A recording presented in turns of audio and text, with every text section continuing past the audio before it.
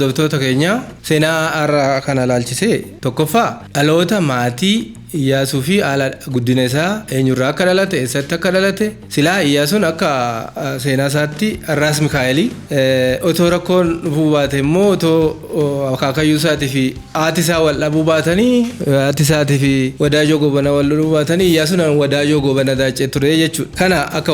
Kana seenaa addaa kanan isinitti himuu barbaade tokkoffaa. Lammaffaa ilaalcha amantii garaagarummaa guddaa qabu baay'ee dhiphisuudhaan namni hundumtuu amantii fedhe hordofee biyya kana keessatti nagaadhaan jiraachuu akka danda'us seeraa fi labsiidhaan baasee ture jechuudha. Bulchiinsi isaa sun wantoota jijjiirama inni fide jedhamee kaawwamu akka seenatti isaa kaawwamu keessaa tokko ijaarsa poolisiiti. Ijaarsa poolisii naannoo magaalaa Finfinnee kana wanni adda godhu maqaa Oromootiin moggaasee jechuudha. Maqaan poolisii sun Turumbullee jedhamtii turte jechuudha. Turumbullee booddee gaa mana hidhaatii uummata wajjiniin wal ta'ee miliquudhaan waan anarraa irratti haasa'uudhaafuu ka'ee isa kana gara Gindabaratii fi Jalduutti baqatee jechuudha. Egaa seenaa addaa annamuu kaasee hin beekne barreeffamee hin jirre isa kana jechuudha seenaa isaatti wal qabate. Michilee lolaati. Akkam jirtu nagaa keessanii hordoftoota Michilee miidiyaa nagaadhaa baga jiraattanii baga jiraannee baga wal arginee baga walitti deebinee. Egaa hordoftoonni Michilee miidiyaa warri Michilee miidiyaa irratti yaada keessan yaadannoo keessan nuu keessaniin ergaa nuu dabarsitan facaaftanii namaan geessan galata gargattuu galanni sinaa ga'u jenna. Galata nurraa qabdu siniin jenna. Ulfaadhaa jiraadhaa ammas Michilee miidiyaa deeggaruu keessan itti akka fuftan sin gaafannaa waan kana dura darbeef galatoomaa siniin jenna. Egaa Michilee miidiyaan kan xiyyeeffatu yeroo marayyuu seenaa Oromoo seenaa dhugaa ta'e waan ragaa qabuu fi waan barreeffamaa fi argaa dhageettii Oromoodhaatti hin jiru irratti hundoofnee wantoota baay'ee isinii dabarsaa turre irra haaluma kanaan keessattuu viidiyoo keenya kana dura jiru irratti rakkoowwan seenaan biyya kanaa uummata kana irratti qabu hayyoonni biyya kanaa hayyoota jedhamanii karaa faallaa uummata kanaa barreessaa turanii fi barreessaa jiran akkasumas dubbachaa jiran maal hubachuu akka qabanii fi uummanni keenyas immoo maal hubachiisuu akka qabu yoo hubachuun barbaachisaa ta'e saba kana akka abbaa biyya kanaatti akka abbaa seenaa biyya kanaatti akka abbaa qabeenya biyya kanaatti hangafummaa isaatiin hubachuu akka qaban karaa baay'ee dubbanneerra.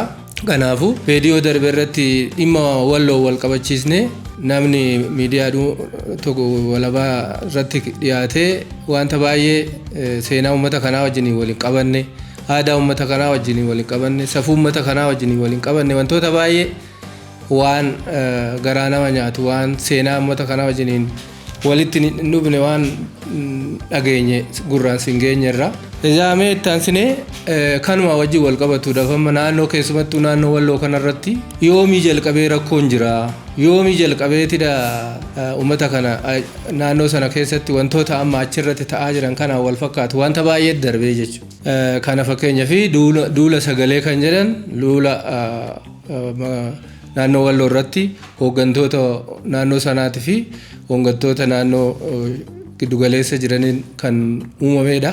Sanarrattis balaa hedduu wantoota geessisan seenan dabarseera. Haaluma kanaan mee har'a waan nama naannoo sanaa bahee naannoo sanaa bahee fi rakkoon immoo oromummaadhaaf irra gahee jedhamee wantoonni baay'een ka'aa jiru.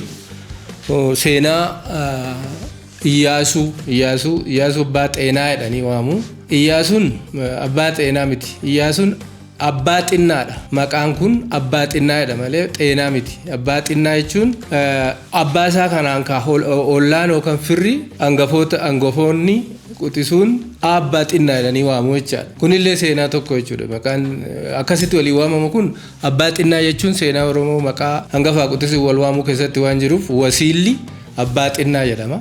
Meebii wasiillan isaatu abbaa xinnaa jedhanii ilma abbaa xinnaa ta'e fakkaata. Kanagaa abbaa maqaan isaa Raas Mikaa'elii duraan Maammad Amadeeti. Raas Maammaditu Raas Mikaa'el ta'e. Raas Mikaa'el kan godhe immoo abbaa Iyyaasuu kana Raas Mikaa'el kan godhe Yohaannis Arfaffaadha. Nama guddaa nama waggaa 60tti siqu kiristinnaa kaasuudhaan amantii isaa jijjiiree Raas Mikaa'el ta'e. Bulchaa naannoo walloo kana ta'ee akka bakka bu'ee seenan isaa hima.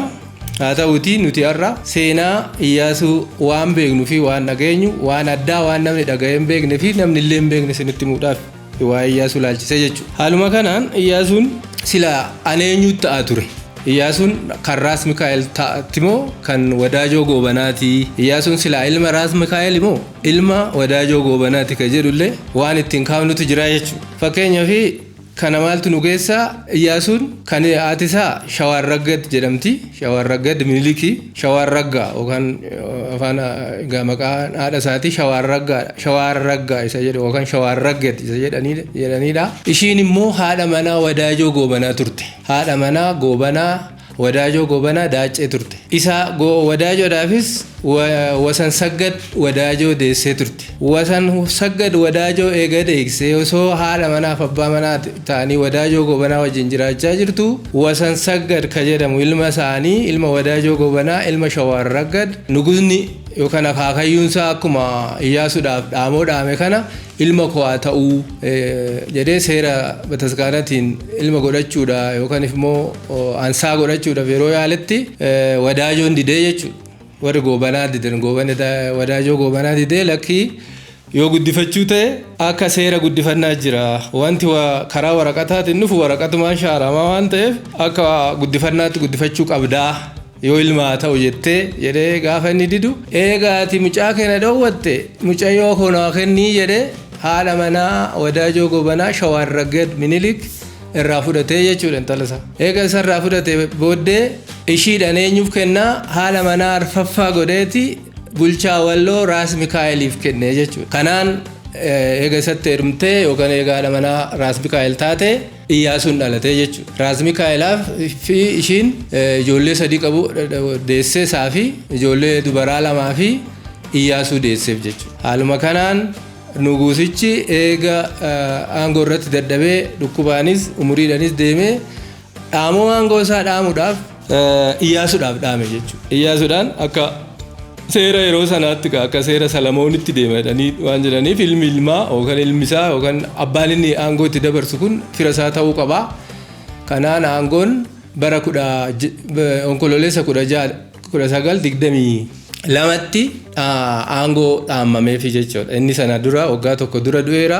Inni immoo bara isaa aangoon lafa kaawwame 1922 kanatti biyya Itoophiyaa kana sirna nugusaa sanaan bulchuudha shoomamee jechuudha. Yeroo kana keessa amma bara 1922 kaasee hanga 1925tti biyya amma Itoophiyaa jedhamtu kana bakkee adda addaa kotteedhaan deemuudhaan qaamaan argamuudhaan bulchaa ture jechuudha. Yeroo dhufee aangoo kanatti ba'utti inni umuriin isaa nama waggaa 13 ture.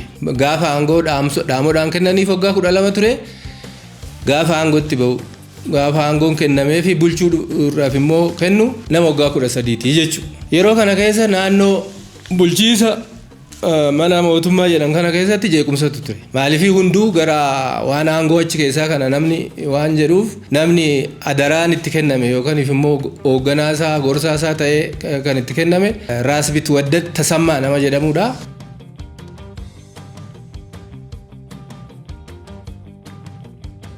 Irraa seenaa Iyyaasuutiin wal qabachiisee wanti haasaa jirru wanti haasaa irratti gochaa jiru irra guddaa jijjiirama inni yeroo sana keessatti naannoo bulchiisa isaa sana keessatti waggaa 3 ture. Waggaa 3 sana keessatti wanta baay'ee jijjiiree jechuudha. Bulchiisa sana bulchiisa hammayyaawaa gochuu yaalee ture.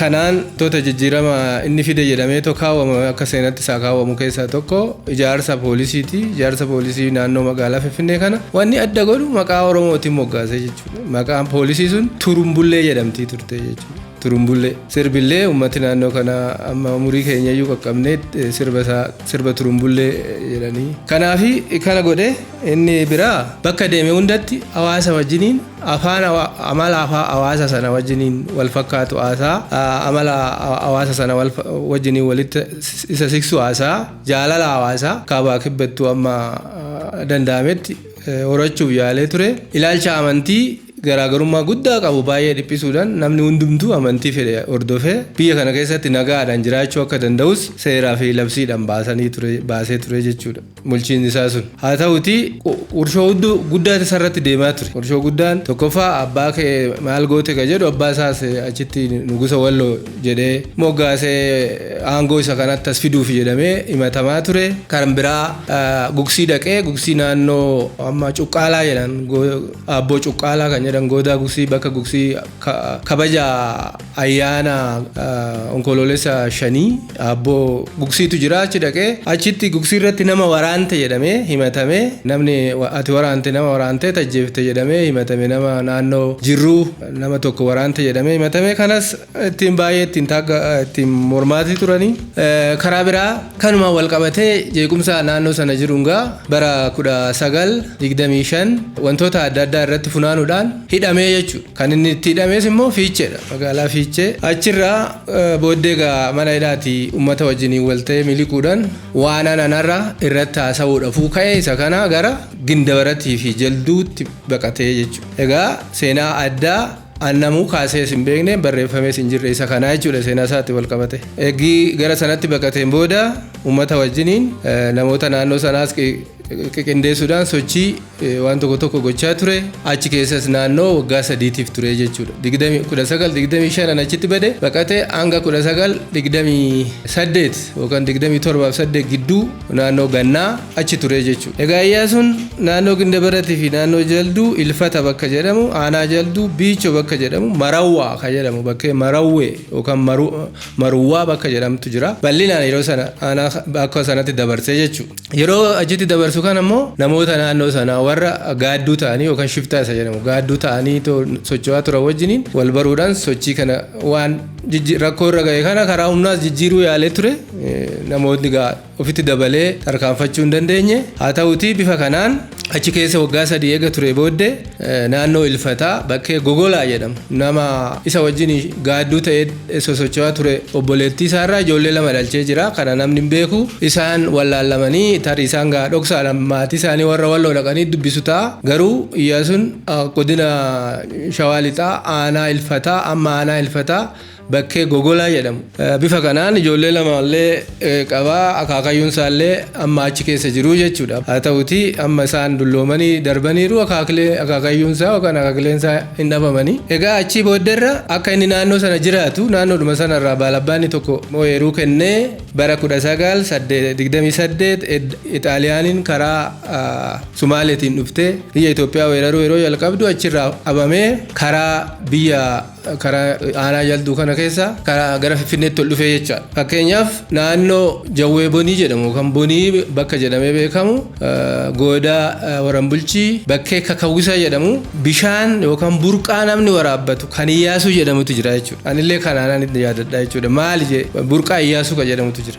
Maalitti burqaa Iyyaasuu ta'a gaafa qabanii deeman gaangee yaabbachiisanii gaangee adii yaabbatee deemaa jedhan warri maatiin yeroo nutti himan dheebotee achitti irraa bu'ee bishaan burqaa sana ofiisaati burqaa haaraa wayii baasee bira taa'ee qarrarsee dhugee darbee achirraa burqaa Iyyaasuu jedhamee nullee isa biratti isa dhugnee guddanne jechuudha burqaa Iyyaasuu kan jedhamu. Kanaaf namni kun seenaa akkasii achirraa qaba. Haala kanaan achii qabamee gara Finfinneetti dhufamee Finfinnee irraa gara Harargeettis geednamee maal ta'eeti egaa kanaan akka kanatti ni ta'e egaa kanuma waliin wal qabate kun hunduu maali rakkoon kana qixxee bu'aa ba'iin kana qixxee maalirraa madda ka jedhu akkuma kana dura dubbachaa turre biyyi tun walqixxummaadhaan waan ilaaltuu fi waan hin ilaalle qabaachuu ishee arginaa jechuudha. Haa ta'uutii amma yeroo sanatti dhaamoon bara 1914ttis dhaamoon dhaamamee ture jechuudha. Dhaamoon nugusni dhaame kun inni 1914 abbaan qabu waan abbaan qabneef Xaayituun akka bulchituutti itti fufte jechuudha. Akka bulchituutti itti fufte naannoo masaraa mootummaa kana immoo ishiin anitti kennite obboleessa ishii kan Walee Bultoo ilma obboleessa ishii Gugsaa Walee Dachaasaa Dhibbaa warra jedhaman Hayilamaariyaam Gaarii warra jedhamantu Habta Goorgis isaan kanatu olaantummaadhaan naannoo masaraa mootummaa kana hoogganaa ture. Ishiinis yeroo sana keessa waan guddaa hojjette keessaayyuu immoo akkuma maatirraa dhageenyetti kan ishiin hojjette keessaa tokko Abbaa Alamuu Qixxeessaa Kololee Alamuu Qixxeessaa yaadatee burruusaa. Qixxeessaa yaadatee burruusaa Abbaa Alamuu jechaadha. Waggaa 24 lola bara sanarratti qabamee bara dura lola Minilikii fi uummata Oromoo gidduutti naannoo sanatti deemaa tureen qabamee waggaa 24 Ankoobar mana hidhaa bakka Ankoobar jedhanitti eega hidhamaa ture booddee Xaayituun bara aangoo ishii 1914 aangoo olaanaa irraa turte sana nama kana hiiktee akka qe'eessaatti galullee goote jechuudha. Kunis seenaadha. Egaa kana wal qabatee ishii irratti dhibbaatu ture wanta ishii wajjin wal qabatu namni akka Dachaasaa Dhiphaa fi Hayilamaariyaam Gaarii sunis ishii aangootti tiksitan jedhamanii manni murtii Itoophiyaa yeroo sana hidhaa umurii guutuutti faraduudhaan gara Gondoritti geeffamanii hidhamanii achumatti rakkatanii umurii isaanii achumatti darbe jara kana lamaanis isaan kanaga kanaaf manni kun naannoo kana keessatti biyya kana keessatti bifa kanaan seenaa akkasiiti jira jechuudha haa ta'uuti kanarraa wanti baratamuu qabu biyyi kun jeequmsumaan jirti jechaadha sila guddina agarsiisuu fooyya'insa agarsiisuu waan duriirraa waan haaraa arguu qabna turre ammallee kan mul'atu kanuma jechuudha jeequmsa bu'aa bayii tokko iraarsu tokko hidhuu kana argina jechuudha kanaafuu kun yoom akka dhaabatudha kan gaafii ta'e jechuudha kun yoom akka dhaabbatu gaafii ta'eet jira kanaafi egaa Iyyaasuu laalchisee seenaan Iyyaasuu kana fakkaata haala dhaloota isaarraa kaasnee hanga baqaa fi hanga bara Xaaliyaaniin dhuftutti mana hidhaa turuusaa keessattuu manni hidhaa isaa gaara eega Finfinnee kanatti hidhaa turanii booddee geessanii Harargee ba'aa gaara mul'ata Guraawaa bakka jedhanitti akka jedhame nama baay'ee beeka manni hidhaa isaas warra Ispeentu ijaaree fi dhagaadhaan ijaarame sansalanni ittiin hidhamee inni achi keessa ta'u kiiloo 100 miizanu anaan mallee akka achi keessa jiru bifa kanaan ture egaa maal barate biyyi kun maal baratte kanarra hooggansi biyya kanaa yookaan immoo wanti biyya kanatti dhufu maal barate kanarra maaltu jijjiirame Itoophiyaadha Iyyaasuun akkas ta'uu isaatiin akkasitti ol buusanii gabbuusanii intini ta'uu isaatiin maaltu dhalate fakkeenyaaf yeroo abbaan manaa dhukkubsatee hooggansa qajeelaa kennuu dadhabetti Xaayituun yeroo aangootti baate aangorra turte hanga 1914 hanga 1922 sanatti ishiitu akka bulchituutti ilaalamaati ture yeroo sana keessa bu'aa bayii guddaatu ture jechuudha ishiin illee masaraa mootummaa asii fuutee Ankoobarritti deebisuuf deemta jedhameeti aangorraa isa akka kaatu safara masaraa mootummaa kana akka hin geenye gizootiidhaan faalle bakka jedhanas aanaa muloo bakkee faalle jedhanitti geeffamte gizootiidhaan turte jechuudha hooggansi biyya tokko Iyyaasuun hoogganaa ishiin hooggan kana qofaa miti Xaayituun intalli isaas dhumarratti kanuma taate kanaaf haga yoomitti bu'aa ba'iin kun itti fufaanuu gaafii isa biraatii jechuudha namni yoom barata yoom seenarraa baranna yoom seenaa hubanna waan tokko kaleessa dogoggora hojjetame irras deebinee maaf hojjetama kanaaf kana fakkaataa egaa walumaa galatti Iyyaasuun nama naannoo lixa shawaa kana keessatti amma waan guddaan nama dhibu akka waan uummanni kun dhiiga walirraa hin qabne akka waan uummanni kun nama bineensa ta'ee tokkotti uummata kana warri dhiyeessan miidiyaa adda addaa irratti warri dhiyeessan kan akka kana wal qirbira qabamee namumti akka ilaalu namni kun dhaloonni isaa kun Walloo Kaabaa Daseetti kan waamamanii kan dhalatan isaan handhuura magaalaa Deessee sana kan inni itti baqate garuu as Gindabarat keessa aanaalee kana lama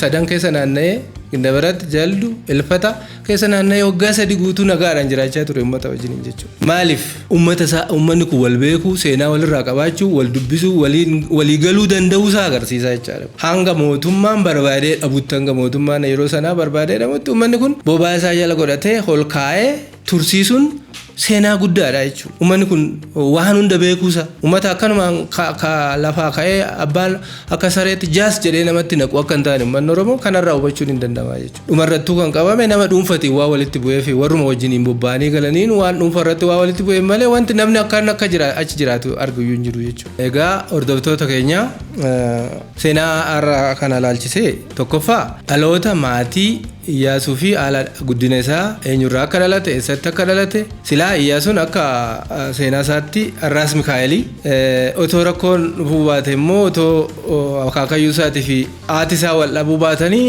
haati isaatii fi Wadaajoo Goobana wal dhabuu baatanii Iyyaasuun Wadaajoo Goobana daacee ture jechuudha kana seenaa addaa kanan isinitti himuu barbaade tokkoffaa lammaffaa akkamittiin gara aangootti akka inni dhufedha akkamitti gara aangootti dhufe aangoon aangoo dhaaman argate dhaamuudhaan akaakayyuun isaa ilmaan dhiiraa waan hin qabneef akaakayyuun isaa aangoo waan dhaameef dhufee aangoo kana qabatee kabiraa maaliif immoo aangoo kanarraa ari'amuun dirqama ta'e isa jedhuuf wantoota baay'ee isin ibsedha jechuudha tokkoffaa hin barbaadamne innumtu mataan isaa karaa baay'ee wanti baay'een jedhamaa gaa sun haa taa'uti humnaan jechuudhaan irraa ari'ame qabamee hidhameet mana hidhaatti miliqe eessatti miliqe yeroo miliqu gindabaratti jaldu ilfata maqaa isinii dhaheera jechuudha ittaansuudhaan dhumarratti hoo maal ta'e bifa achitti rakkoo achi jiruun harka warra isa barbaadu kana qaqqabee dhufee hidhamuudhaan finfinneedhaan amma gaara mul'ataatti hidhamuu gaara mul'ataatti hidhamee eessa buuteen isaa dhabamuudha jechuudha wanti asirratti isinii dabarsu darbe amma yoo cuunfinee ilaalle kanaafuu kana fakkaata egaa hordoftoonni Michillee Miidiyaa waan kana akkuma salphaatti waan tokko asirraa namni waa hubata jedhee waan yaadiifin kana dhiyeessuudhaaf dirqame waan hordoftaniif galatooma ulfaadhaa jiraadhaa itti aansuudhaan sheerii fi laayik godhaa amma danda'ametti yaadni kun waan bu'aa qabu godhaatii fira keenya nu qaqqabsiisaa jenna galatooma.